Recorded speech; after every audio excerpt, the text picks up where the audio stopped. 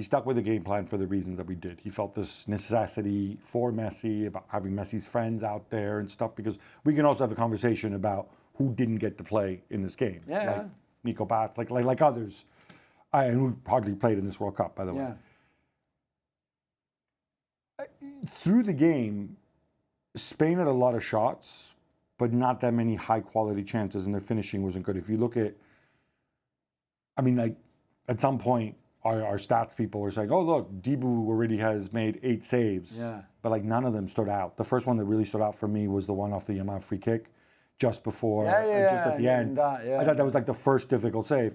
And in any Dibu, some of his saves, he didn't look super assured. He would, like, save and then spill and whatever. Yeah. And then, obviously, he makes the one off Nico Williams. You said he was a little lucky. I think, necessarily there's got to be a bit of that with.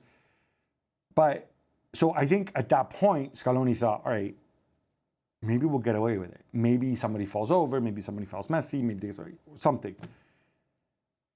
And then Enzo gets himself sent off. And could he have avoided that? Yeah, the second yellow. The first yellow is because of his temperament, and I think it's a yellow card too. The second one, when you're on the yellow 10 minutes before you took a yellow, be smarter than that. I have to seriously... On the halfway line as well. I have to seriously question your temperament as a professional footballer. I agree. It's injury time, so you've taken the game into extra time. I thought it could have been a straight red, incidentally. Yeah, the stats are not showing, but yeah, I see what you mean. But the guy does a 180 in the air. Yeah, but... And I'm like, you look at your teammates. Leandro Paredes cannot run. I don't even remember who was there. Alexis McAllister just got worse and worse as the game went on. You have to step up and be a leader in this team. You're 25 years old. Yeah, absolutely. When Messi retires, you will be expected to lead this team. And this is the leadership you show? Yeah. He's for a guy who supposedly wants to move and he's linked Real Madrid, this and that. Real Madrid what? Real Madrid what? What are you thinking? You think Real Madrid needs a guy like that? No. That's who he is anyway. This is not the first time we see it. It's not the last time. This was disappointing for him then to try to get Cucurella sent off because it was his hand over his mouth at some point. And for Messi to do it as well, I thought that was so disappointing. For Enzo, maybe because of the frustration that his red card, and he knew it was a red card straight away. He could appeal as much as he wanted. But then for Messi to try to get Cucurella sent off, I thought was really poor and petty. But that's another issue. But for Enzo, he let his team down, his country down massively. I still think that Argentina would have lost even with 11 men. The way they played, for me, is such a disgrace. The way that they refused to play football, the way they insulted football in a way by accepting this game plan and the fact that they had 0 shot until the 117th minute, Jules. I was saving that stat for you. It's an embarrassment, Gabby. And I don't know, this is a team that can play so much better football. This is a team that has the greatest player of all time in their team. Whether he's 39 or not, it doesn't matter. Give me something different than what we saw, which was so negative. From start to finish, apart from the end when they had to go for something and just keep lumping the ball in the box, I thought it was absolutely disgraceful. Because, we can... Obviously, the coach, Scaloni, will get the blame. Scaloni's going to say, well, what do you want? It's Messi's last game. Do we put it on the players? Should the players, again, because we gave England a hard time, some of the England players, right? When Tuchel's telling you, everybody back, and then, it's a stupid explanation like, oh, no, they're back, but they weren't active enough, or whatever nonsense he came up with, right? So he said, do we turn to the leaders on the pitch? Do we ask them to change it? There's certainly enough veteran leaders on the Argentina team to say no.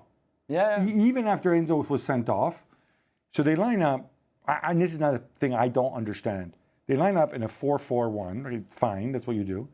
Messi is the one. Yeah. And Messi is walking around the center circle. And I'm just thinking to myself, if you're in the situation, even if in the unlikely event that you get the ball to Messi is going to be in the middle of the pitch, 40 meters. At least have Messi go wide so that somebody has to go with him.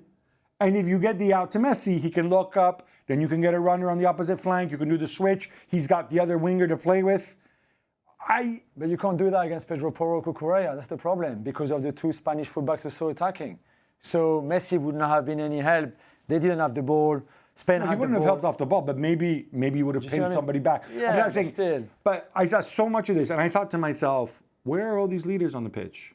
Where are they? Yeah, I mean, I think Scaloni's coaching was poor, I have to say, to keep some of those kind of leaders or main players for too long when they were clearly not good enough anymore, even towards the end of normal time, and then obviously in extra time. I mean, he was clearly not happy after the first half because he changed at halftime and took Nico Gonzalez off for Paredes. But when you take one attacking player to put another defensive-minded player already, what kind of signal does that send to your team? I think for me, a bad one. And maybe you were trying to regain control, but in the end, you just kept sitting deeper and deeper, and Paredes being a loose cannon like he is, and again, we know that could easily have been sent off. And by the way, what we saw from Paredes post-match, straight after, kicking Eric Garcia, kicking Gavi, is unacceptable. I want him banned for a long time. And I like Paredes. Yeah, describe it for those who hadn't necessarily seen I mean, it. This is well after the final whistle. Yeah. And I understand the tension. You've just lost the World Cup final. But if you're Argentina and you haven't been the best team, I think you should know that you have to lose gracefully in a way. They were better than us today. It's not like if you feel bitter because you had loads of chances and it was a smash and grab and Spain beat you like that. Spain were better than you. You know that. You frustrated. You lost the World Cup final. It's not easy, sure, but you were poor. You played terrible football. Be graceful and just say well done to you guys. Instead, as some are shaking hands, some words are exchanged, and then Paredes arrives, grabs Garcia, kick him onto the floor. Then Gavi arrives, smash Gavi as well, and gets a red card. Paredes got a red card after the final whistle. I'm really hoping he gets a decent ban because that's unacceptable. Yeah, it's a sad way to go out, but I think obviously we need to recognize Messi's greatness. Enough people have done that. And obviously this does not reflect on his career. It's kind of sad to see him go out like this because if we have to judge his game technically, I think he offered nothing in this game. He had one shot, which was blocked in the whole game. Yeah. And then the cross, from the corner, short corner over the bar. Two, and then he had another cross earlier, which nobody got to. But if I'm going to build my whole team around you, I need more. I need, we can talk about this stuff off the ball, but I have to know that I can get you the ball. Sure. And but then if the rest of the team is so passive, Gabi, and so negative, the ball never gets to Messi, certainly not in the right area. And that's why I think Scaloni messed it up completely in this final. And maybe they would have played a bit more and Spain was still too strong, sure. But at least you have given it a go and you would have given Messi a chance to actually impact the game. In this setup and in his game plan, Messi the greatest, had zero chance to impact this game. And I think from an Argentine point of view, he was the only one capable of winning you the game. The only one. And yet, you took him out of the game with your game plan. First half, second half. And I just thought it was mind-blowing for Scaloni to think, this is going to work. It might have worked against Egypt and England and teams like that, but this is another level. And by the way, again, England should have beaten this Argentina team anyway, every day. In terms of legacy, this Argentina team, they were on the brink of doing something which has never been done before. 4 major trophies in a row, obviously having won the Copa America in 2021 and 2024, World Cup in 2022, the Finalissima in 2022. Yeah. They stopped just short of it comprehensively. And look, we can look at, the record books will record that they stopped just short. They would have matched Germany, was it 72, 74, 76, I think. Yeah. And obviously, and Spain. And I think Brazil also had back-to-back World Cup, and then Copa America in between. Did Copa America, I think, in between, right? Yeah. And can we include Italy? Because 1936, there was no Euros, but they did win the Olympics. They did win the Olympics, that's true. And in 34 and 38, right. Yeah. But it seems like 3 is kind of that hurdle that you can't get past. I look at it, I look back to the last World Cup, and I kind of think, I don't know that Argentina belongs in that company. I agree.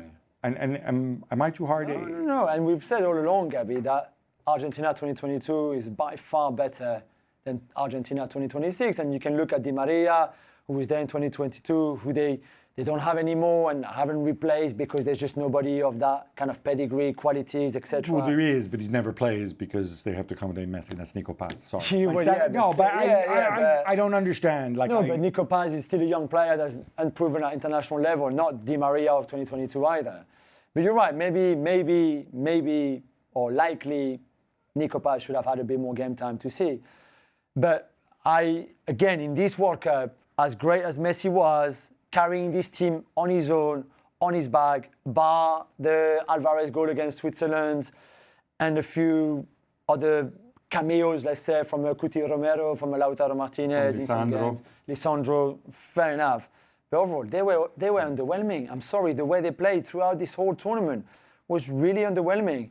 And if you compare them to some of those teams that you mentioned, then I don't think they're nowhere near. Bar Messi, the greatest of all time, sure, but the rest, not for me. Which I think in some ways says more about Messi than it does about them.